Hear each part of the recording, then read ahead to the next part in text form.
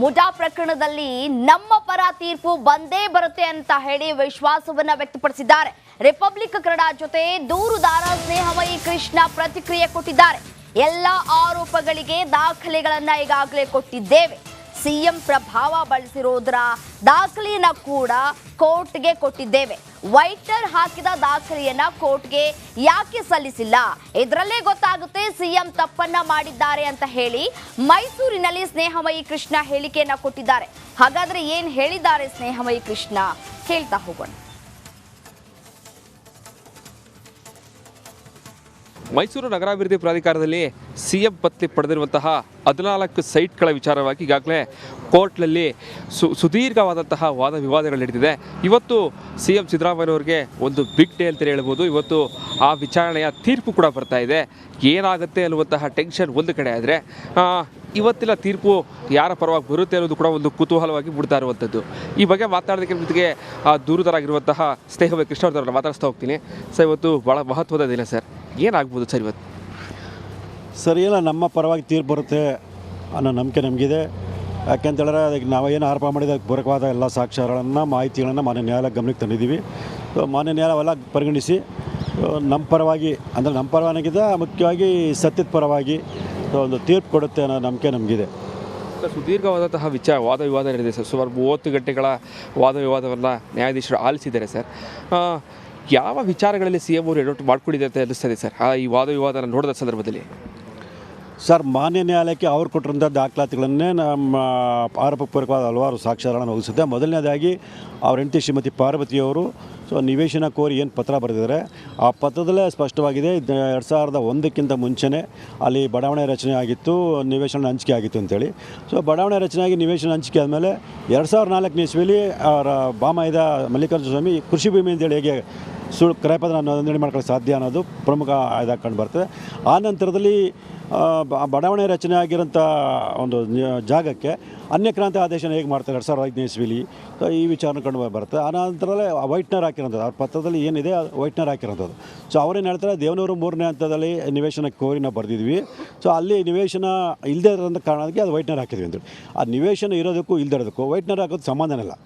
ಅವ್ರು ಹೇಳೋ ಪ್ರಕಾರ ದೇವನೂರು 3ನೇ ಹಂತದಲ್ಲಿ ನಿವೇಶನ ಇಲ್ಲ ಅಂತ ಹೇಳಿದರೆ, ಅವರು ಆದೇಶದಲ್ಲಿ ನಿವೇಶನ ಅಲ್ಲಿ ಲಭ್ಯ ಇಲ್ದಿರೋದ್ರಿಂದ ಇಲ್ಲಿ ನಿವೇಶನ ಕೊಡ್ತೀನಿ ಅಂತ ಬರೀತಿದ್ದಾರೆ ಹೊರತು ವೈಟ್ನರ್ ಹಾಕೋಂಥ ಅವಶ್ಯಕತೆ ಇಲ್ಲ. ಆ ವೈಟ್ನರ್ ಹಾಕಿ ನೋಡೋಕ್ಕಾಗತ್ತೆ ಇವರು ವಾಸ್ತವಾಂಶನ ಮುಚ್ಚಿಡೋದಕ್ಕೆ ಪ್ರಯತ್ನ ಪಟ್ಟಿರೋಂಥದ್ದು. ಇದು ಕೂಡ ಬಲವಾದ ಒಂದು ಅದಕ್ಕಿಂತ ಕೊನೆಯ ಹಂತದಲ್ಲಿ ಏನು ಮುಡಾ ಆಯುಕ್ತರಾಗಿದ್ದರು ದಿನೇಶ್ ಕುಮಾರ್ ಅವ್ರನ್ನ ಅಮಾನತು ಮಾಡಿರ್ತಕ್ಕಂಥ ಆದೇಶದಲ್ಲಿ ಅವರೇ ಸರ್ಕಾರದ ಆದೇಶದಲ್ಲಿ ಸ್ಪಷ್ಟವಾಗಿದೆ 50-50 ಅನುಪಾತ ನಿವೇಶನ ಹಂಚಿಕೆ ಮಾಡಿರೋದು ಕಾನೂನು ಬಾಹಿರ ಅಂತೇಳಿ. ಇದಿಷ್ಟು ದೂರುದಾರರಾದಂತಹ ಸ್ನೇಹಮಯಿ ಕೃಷ್ಣ ಅವರ ಮಾತುಗಳು. ಬಹಳ ಸ್ಪಷ್ಟವಾಗಿ ಹೇಳ್ತಾ ಇರುವಂಥದ್ದು, ಇವತ್ತು ವಿಚಾರಣೆಯಲ್ಲಿ ಅಂದರೆ ಇವತ್ತು ಬರುವಂತಹ ತೀರ್ಪು ನಮ್ಮ ಪರವಾಗಿ ಬರುತ್ತೆ. ಸಿಎಂ ವಿರುದ್ಧ ಪ್ರಾಸಿಕ್ಯೂಷನ್ಗೆ ಅನುಮತಿಯನ್ನು ಕೊಡ್ತಾರೆ. ಜೊತೆಗೆ ಅವರು ಕೊಟ್ಟಂತಹ ಕೆಲವು ದಾಖಲೆಗಳು ನಮಗೆ ಒಂದು ಎವಿಡೆನ್ಸ್ ಆಗಿ ಪರಿವರ್ತನೆ ಆಗ್ತಾ ಇದೆ. ಜೊತೆಗೆ ಅವರು ಪ್ರಭಾವನ ಬಳಸಿರೋದಕ್ಕೆ ಸಾಕಷ್ಟು ಸಾಕ್ಷಿಗಳು ಸಿಗ್ತಾ ಇದೆ. ಒಂದು ವೇಳೆ ನಮ್ಮ ವಿರುದ್ಧವಾಗಿ ಇವತ್ತು ತೀರ್ಪು ಬಂದರೆ ನಾವು ಸುಪ್ರೀಂ ಕೋರ್ಟ್ ಮೆಟ್ಲನ್ನು ಹತ್ತಿವೆ ಎನ್ನುವಂತಹ ಮಾತುಗಳು ಕೂಡ ಹೇಳ್ತಾ ಇರುವಂಥದ್ದು. ಕ್ಯಾಮರಾ ಪರ್ಸನ್ ಸಚಿವ ಜೊತೆಗೆ ವಿನೋದ್ ಪಡವರ್, ರಿಪಬ್ಲಿಕ್ ಕನ್ನಡ, ಮೈಸೂರು.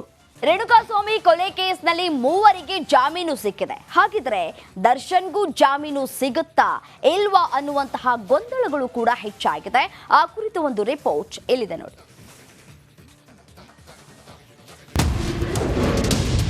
ರೇಣುಕಾಸ್ವಾಮಿ ಕೊಲೆ ಕೇಸ್ 3 ಜಾಮೀನು. ಇನ್ನುಳಿದ ದರ್ಶನ್ ಗ್ಯಾಂಗ್ ಕತೆ ಏನು? ಚಿತ್ರದುರ್ಗದ ರೇಣುಕಾಸ್ವಾಮಿ ಕೊಲೆ ಪ್ರಕರಣದಲ್ಲಿ 3 ಆರೋಪಿಗಳಿಗೆ ಜಾಮೀನು ಸಿಕ್ಕಿದೆ. ಆದರೆ ನಟ ದರ್ಶನ್ ಕಳೆದ ಶನಿವಾರ ಜಾಮೀನು ಅರ್ಜಿ ಹಾಕಿದ್ದು ನಿನ್ನೆ ಮೊದಲ ವಿಚಾರಣೆ ನಡೆದಿದೆ. ಸೆಪ್ಟೆಂಬರ್ 27ಕ್ಕೆ ವಿಚಾರಣೆ ಮುಂದೂಡಲಾಗಿದೆ. ಈ ಮಧ್ಯೆ ನಿನ್ನೆ ಜಾಮೀನು ಪಡೆದಿರುವ ಕೇಶವಮೂರ್ತಿ, ಕಾರ್ತಿಕ್, ನಿಖಿಲ್ಗೆ ಸಿಕ್ಕ ರೀತಿ ಜಾಮೀನು ದರ್ಶನ್ಗೂ ಸಿಗುವ ಸಾಧ್ಯತೆಗಳು ಇವೆಯೇ ಎಂಬ ಬಗ್ಗೆ ಸಾರ್ವಜನಿಕ ವಲಯದಲ್ಲಿ ಇದೀಗ ಚರ್ಚೆ ನಡೀತಾ ಇದೆ. ದರ್ಶನ್ಗೆ ಜಾಮೀನು ಸಿಗದಿರಲು ಮೂಲ ಕಾರಣ ದರ್ಶನ್, ಪವಿತ್ರ ಗೌಡ ಸೇರಿದಂತೆ ವಿವಿಧ ಮಂದಿ ಕೊಲೆ ಕೃತ್ಯದಲ್ಲಿ ನೇರವಾಗಿ ಭಾಗಿಯಾಗಿದ್ರು. ಆದರೆ ಈ 3 ಕೊಲೆ ಕೃತ್ಯದಲ್ಲಿ ನೇರವಾಗಿ ಭಾಗಿಯಾಗಿರಲಿಲ್ಲ. ಅವರಿಗೆ ಅಪರಾಧದ ತೀವ್ರತೆಯ ಬಗ್ಗೆಯೂ ಅರಿವಿರಲಿಲ್ಲ. ಕೊಲೆ ಮಾಡಿದ ಬಳಿಕ ಶವ ಸಾಗಿಸಲು ಉಳಿದ ಆರೋಪಿಗಳಿಗೆ ನೆರವಾಗಿದ್ರು. ರೇಣುಕಾಸ್ವಾಮಿಯನ್ನ ಕಿಡ್ನಾಪ್ ಮಾಡಿದ್ದರಾಗ್ಲಿ ಅಥವಾ ರೇಣುಕಾಸ್ವಾಮಿಗೆ ಚಿತ್ರಹಿಂಸೆ ನೀಡಿದ್ದರಾಗ್ಲಿ ಇವರ ಪಾತ್ರವಿರಲಿಲ್ಲ. ಸ್ಥಳದಲ್ಲೂ ಇರಲಿಲ್ಲ. ಕೊಲೆಯಾದ ಬಳಿಕ ಇವರು ಬಂದಿದ್ರು. ಈ ಕೃತ್ಯವನ್ನ ಒಪ್ಪಿಕೊಂಡು ಪೊಲೀಸರಿಗೆ ಶರಣಾದ್ರೆ ಹಣ ನೀಡುವುದಾಗಿಯೂ ಬಳಿಕ ಠಾಣೆಯಿಂದ ಬಿಡಿಸಿಕೊಂಡು ಬರುವುದಾಗಿಯೂ ನಂಬಿಸಿದ್ರಿಂದ ಕೇವಲ ಹಣ ಸಿಗುತ್ತೆ ಎಂಬ ಕಾರಣಕ್ಕಾಗಿ ಪೊಲೀಸರಿಗೆ ತಾವಾಗಿಯೇ ಶರಣಾಗಿದ್ರು. ಈ ವಿಚಾರವನ್ನ ಆರೋಪಿಗಳ ಪರ ವಾದ ಮಂಡಿಸಿದ ವಕೀಲರು ನ್ಯಾಯಾಲಯದ ಗಮನಕ್ಕೆ ತಂದಿದ್ರು. ಕೋರ್ಟ್ ಸಹ ಇದನ್ನ ಪರಿಗಣಿಸಿ ಜಾಮೀನು ನೀಡಿದೆ. ಇದೀಗ ಮುಖ್ಯ ಪ್ರಶ್ನೆ ಎದುರಾಗಿರುವುದು ದರ್ಶನ್ ಮತ್ತು ಗ್ಯಾಂಗ್ನ ಜಾಮೀನು ವಿಚಾರ. ಉಳಿದ ಅಷ್ಟು ಮಂದಿ ಆರೋಪಿಗಳು ರೇಣುಕಸ್ವಾಮಿ ಅಪಹರಣದಿಂದ ಹಿಡಿದು ಚಿತ್ರಹಿಂಸೆ ನೀಡಿ ಕೊಲೆ ಆದವರೆಗೂ ಗುರುತಿಸಿಕೊಂಡ ಆರೋಪಿಗಳಾಗಿದ್ದಾರೆ. ಹೀಗಾಗಿ ಇವರೆಲ್ಲರೂ ಕೊಲೆ ಕೃತ್ಯದಲ್ಲಿ ನೇರವಾಗಿ ಭಾಗಿಯಾಗಿರುವ ಆರೋಪ ಎದುರಿಸುತ್ತಿರುವುದರಿಂದ ಜಾಮೀನು ಪಡೆದುಕೊಳ್ಳುವುದು ಅಷ್ಟು ಸುಲಭದ ವಿಚಾರವಲ್ಲ. ಕೋರ್ಟ್ ಸಹ ಇದನ್ನ ಗಂಭೀರವಾಗಿ ಪರಿಗಣಿಸಿದ್ದು ಜಾಮೀನು ನೀಡಿದ್ದೇ ಆದಲ್ಲಿ ಪ್ರಭಾವಿಯಾಗಿರುವ ಹಿನ್ನೆಲೆಯಲ್ಲಿ ಸಾಕ್ಷ್ಯ ನಾಶಪಡಿಸುವ ಸಾಧ್ಯತೆ ಇದೆ ಎಂಬುದು ಸಹ ಕಾರಣವಾಗಿದೆ. ಈ ಎಲ್ಲ ಕಾರಣಗಳಿಗಾಗಿ ಈವರೆಗೂ ಕೋರ್ಟ್ ದರ್ಶನ್ಗಾಗ್ಲಿ ಅಥವಾ ಪವಿತ್ರ ಗೌಡಗಾಗಲಿ ಅಥವಾ ಇನ್ನುಳಿದ ಅಷ್ಟು ಮಂದಿಗೆ ಜಾಮೀನು ನೀಡುವಲ್ಲಿ ವಿಳಂಬ ಆಗ್ತಾ ಇದೆ. ದರ್ಶನ್ ಸೆಪ್ಟೆಂಬರ್ 27ರಂದು ವಿಚಾರಣೆ ನಡೆದರೆ ಪವಿತ್ರ ಗೌಡ ಜಾಮೀನು ಅರ್ಜಿ ವಿಚಾರಣೆ ಸೆಪ್ಟೆಂಬರ್ 25ರಂದು ನಡೆಯಲಿದೆ. Bureau report, Republic Kannada.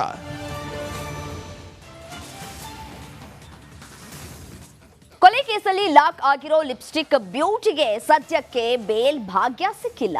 ಜಾಮೀನು ಸಿಕ್ಕರೆ ಸಾಕು ಅಂತ ಭಾರಿ ಕಸರತ್ತನ್ನ ನಡೆಸಿದ್ರು ಕೋರ್ಟ್ ಮುಂದೂಡಿದೆ. ಯಾಕೆ ಗೊತ್ತಾ? ಆ ಕುರಿತ ಡೀಟೇಲ್ಸ್ ಹೇಳಿದೆ ನೋಡಿ.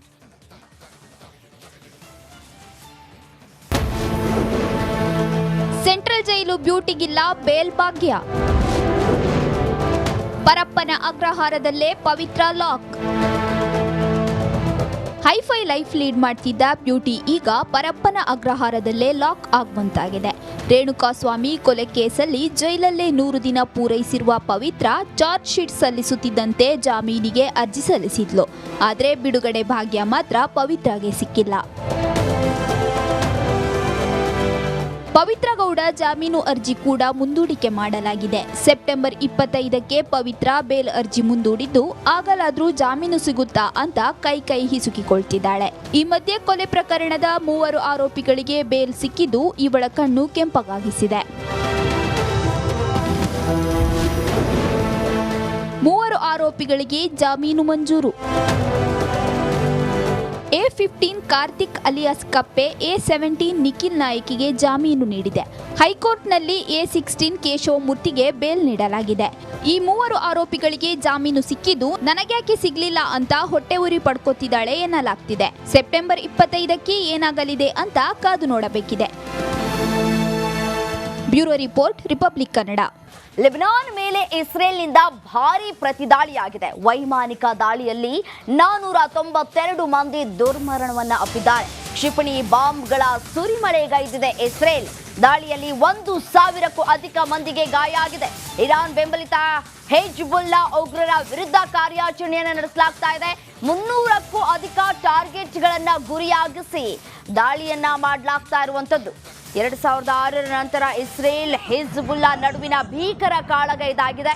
ತಕ್ಷಣವೇ ಜಾಗ ಖಾಲಿ ಮಾಡುವಂತೆ ಇಸ್ರೇಲ್ ಎಚ್ಚರಿಕೆಯನ್ನ ಕೂಡ ಕೊಟ್ಟಿರುವಂತದ್ದು. ಮೃತರಲ್ಲಿ 35 ಮಕ್ಕಳು, 58 ಮಹಿಳೆಯರು ಕೂಡ